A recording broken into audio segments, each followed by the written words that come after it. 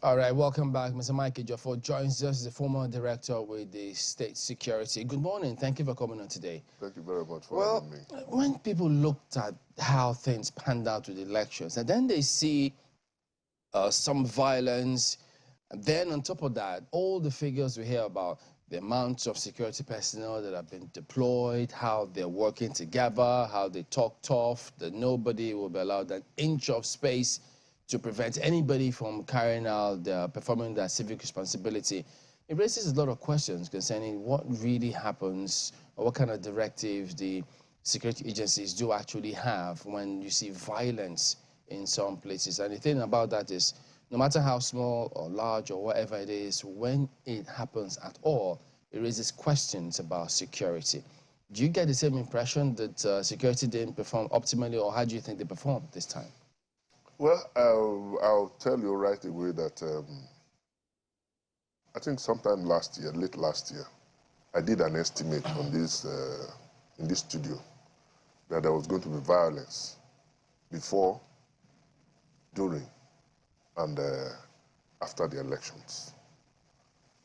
Well, we had pockets of violence at the pre-election and during the campaigns. Coincidentally, we didn't have much of the violence during the election. I know there was an attack in Boko Haram, one attack again in the southeast, Imo precisely, and Anambra. But the type of violence I expected, I think were contained by the security agencies. What type was that?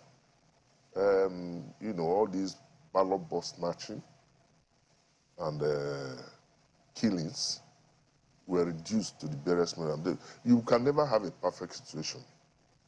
And I recall that before the deployment, the Inspector General of Police talked about deployment of over 400,000, including the police, the civil defense, and all other associated security forces. And I think, again, I must use this opportunity, because it would have been worse than this, to congratulate Nigerians on their conduct so far.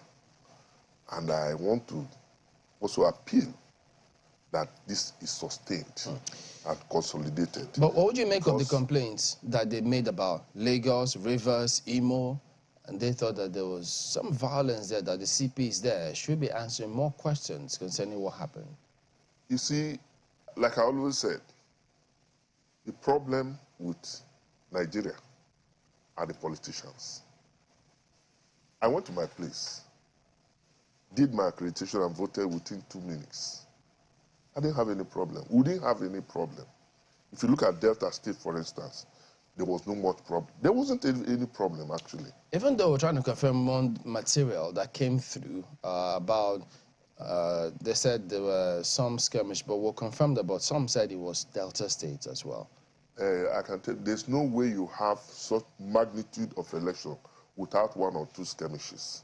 What I'm saying, generally speaking, relatively, it was peaceful in Delta and in some other states. The states were even expecting much problem, like the Southeast. We didn't get that kind of problems we were expecting. So, as I was earlier saying, there's need to congratulate Nigerians on their conduct, no matter the outcome of the election. I am not, you see, but at times you don't even draw a line. I am not a politician, but at least we look at issues the way they are.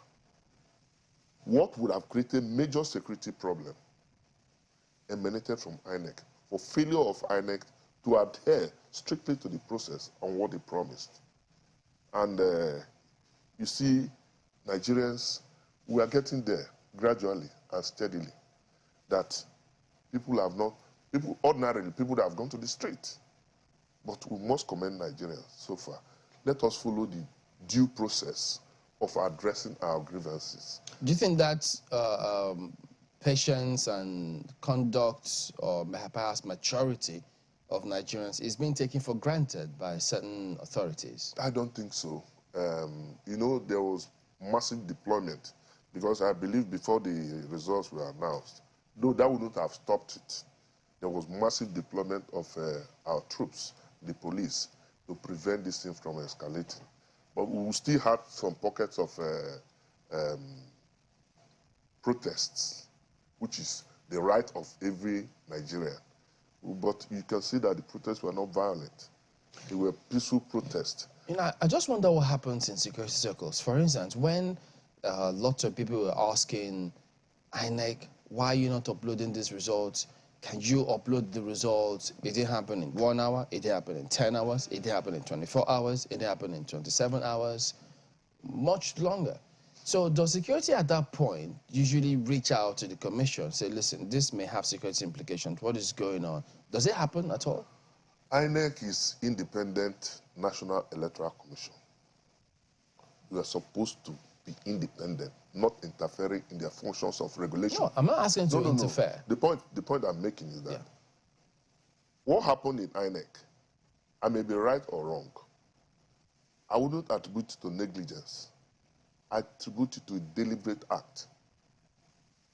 Deliberate, in the sense that if INEC had challenges uploading, which they promised us, if they had challenges uploading, the chairman should have come out to make a statement to say we're having challenges. But nobody, they didn't brief anybody. So that's why I say it's deliberate. And it's quite unfortunate that election that would have been the best since 1993 turned out now to be what we're witnessing. I'm just a little curious because you're still giving us an assessment of your predictions. You talked about pre-election.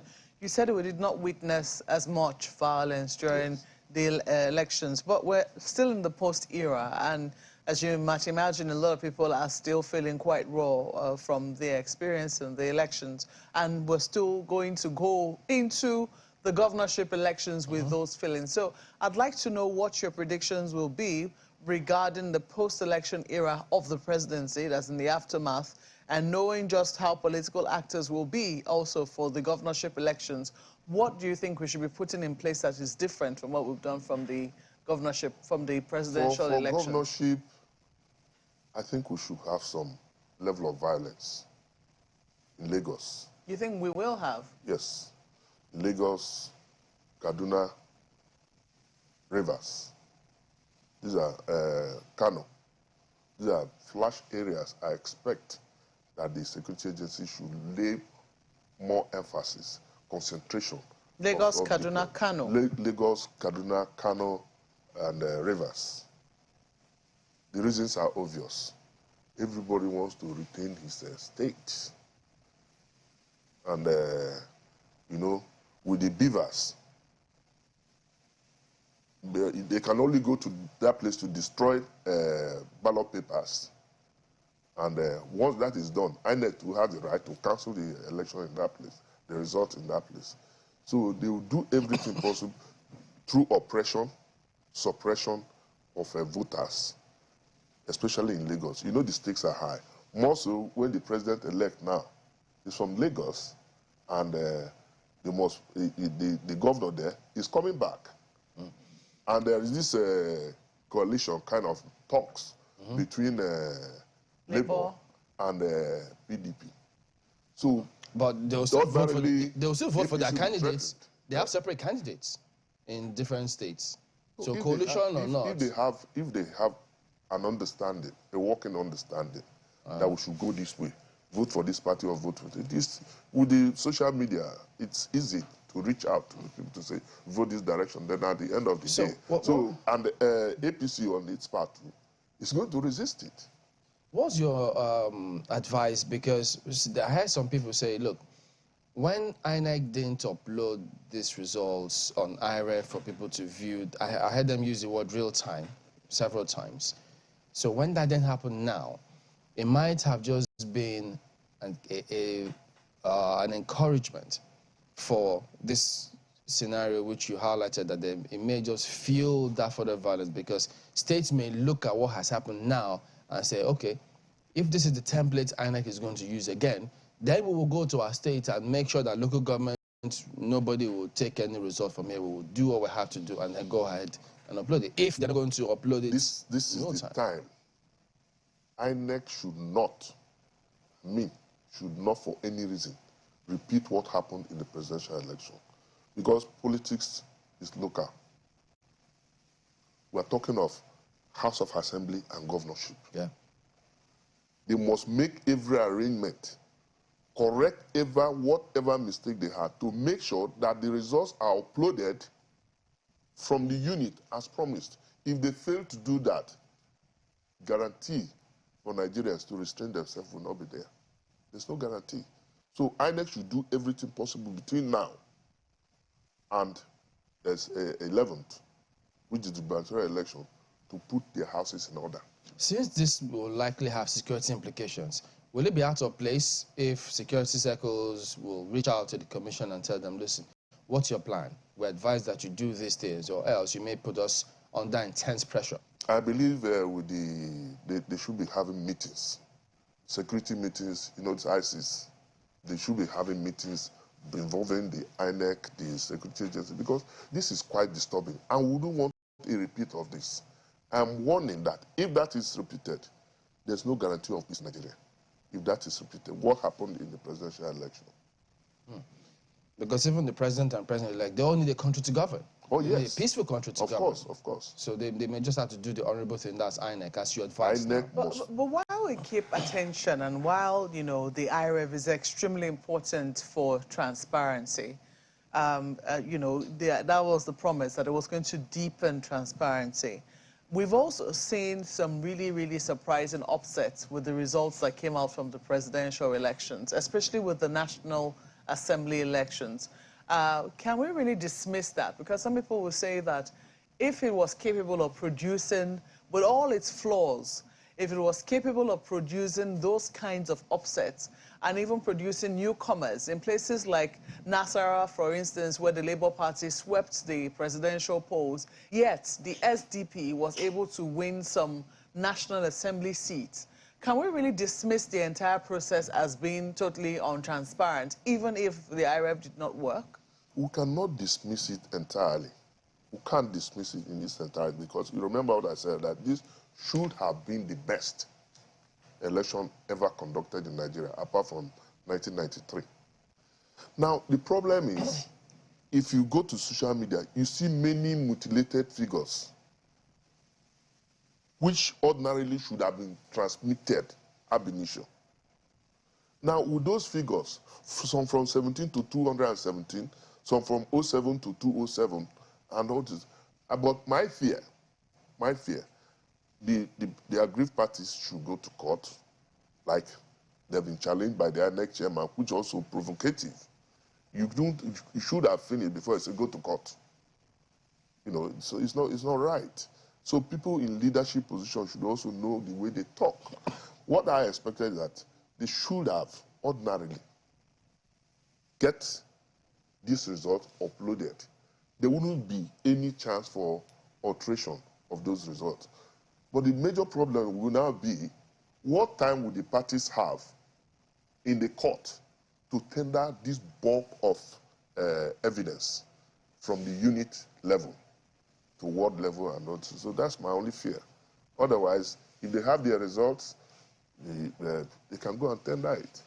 But I'm afraid the time might not be there. Yeah, incidentally, the time is not even here for us to even continue any further, but we do thank you for coming on this morning. Mike Ejiofor is former director with the State Security Service.